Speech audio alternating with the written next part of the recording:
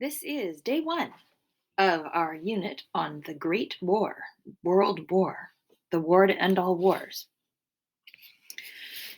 Today's topic is nationalist causes, and the overarching question is how did nationalism start war? How did the Berlin Conference create peace and prosperity in Europe from 1885 to 1910? So, this is a little bit review from our previous unit, but it sets the background for the war, and so it's important. In 1884, 1885, the great powers, the major powers of Europe, met in Berlin to divide up Africa among them. The major powers of Europe spent the next 30 or so years focused outside of Europe. The great powers had their colonies in Africa, and they were earning money and resources from those African colonies and bringing that wealth back to Europe. This meant that for about a generation, there were way fewer rivalries within Europe over land and people and borders and property.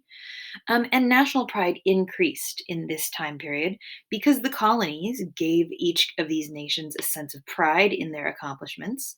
And they had a sense of military status and strength, not from victory over each other, but from victory over their colonies.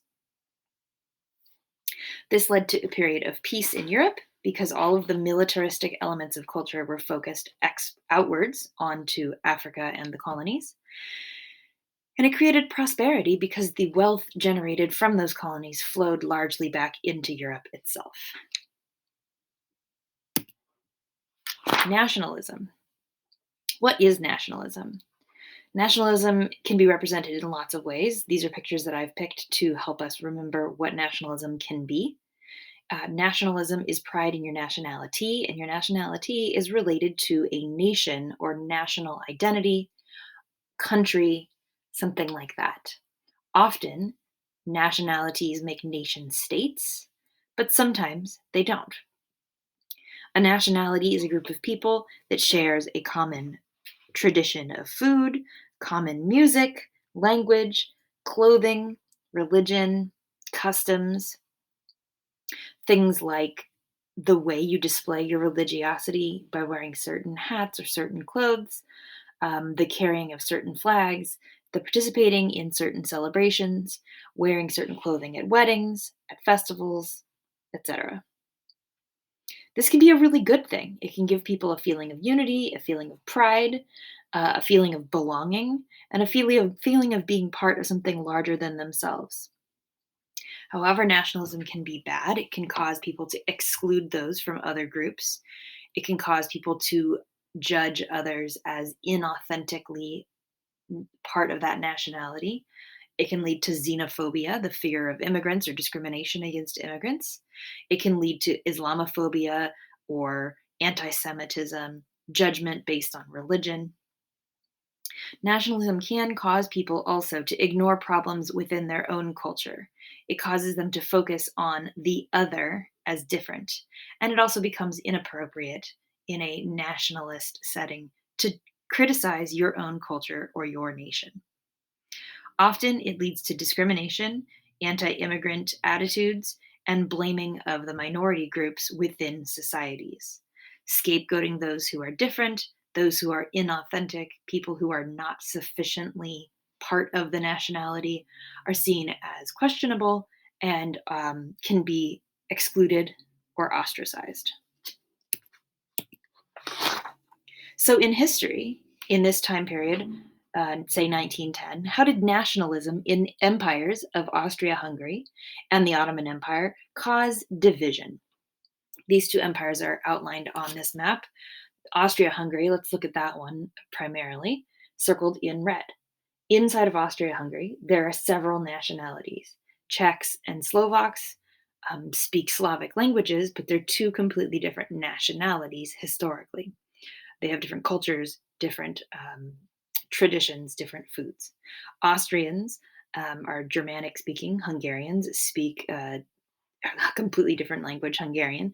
Romanians speak, again, a completely different language, Romanian, which is a Romance language, closer to languages spoken in Italy and France than it is to the languages spoken in the nations nearby it. And then there's bits and pieces, Serbians, Croats, Slovenes, and other very small minority groups, Poles, Ukrainians, etc. Nationalism and the growth of pride in nationalities caused division in empires like Austria Hungary, as there's no clear majority nationality in this empire.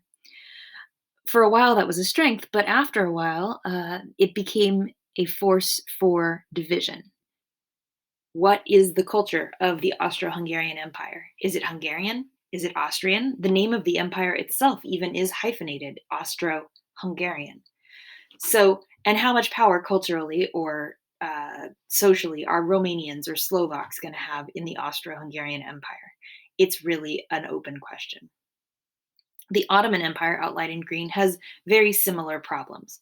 Um, with divisions in their culture. As you can see in the picture, Greek nationality in the purple is sort of splotched throughout the Anatolian Peninsula.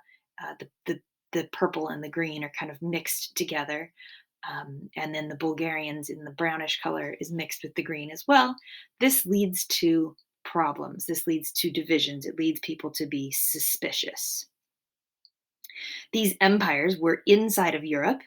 They're not like the German Empire in Africa or the French Empire in Africa that is out in some other place. There's no clear way to do an us versus them sense of nationality. Like the French are able to say, we here in France are French and they over there are in Africa. We here in Belgium are Belgian, but they over there in Congo are African. There's no us versus them that is clearly delineated. Also, neither of these empires, Austria Hungary or the Ottomans, got a piece of the pie, so to speak, of the African continent. Their economies were struggling. They didn't get the prosperity of the riches from Africa that other European powers got. On the other hand, how did nationalism cause unity in Britain, France, Germany, and Italy? We're going to look at these four nations because they are the largest ones in uh, of the major powers in Europe, and they are the most unified. Germany, starting there in the purple, unified fairly recently, only in the 1870s. However, they were unified by a single language, largely, with local dialects, but a single intelligible language. They were unified by religion in that they were mostly Christian, 90% or so. Yes, divided between Protestant and Catholic, but that's a doable live and let live kind of disagreement. Germany also was able to build a unified identity through its colonies in Africa, through saying, we, the Germans, are here and we are European, we are white, they over there are African, they are Herero, they are black, something like that. Italy, similarly, was unified at about the same time as Germany, and they were unified by their religion largely, 90% or so Catholic.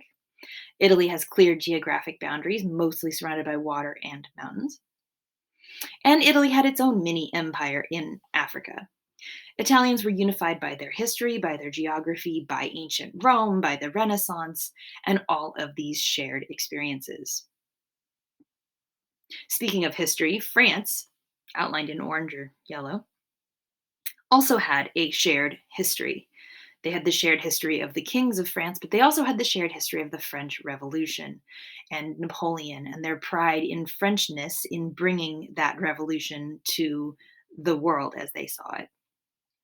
France largely shares a Catholic faith, they share a history, and they also share an empire, an us versus them. We are French, they are African, we are French, they are Asian, whatever the colony is in that case.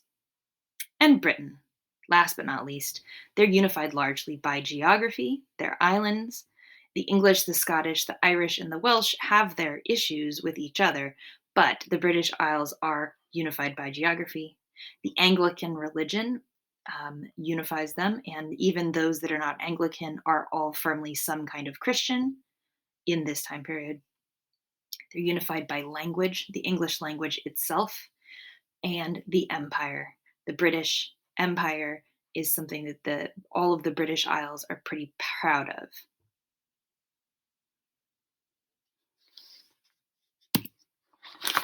That completes our 4 summaries. And then the overarching question that you should answer for your historical evidence interpretation is, how could world war be caused by nationalism? By all of these things. So read the article and answer the question. See you next time.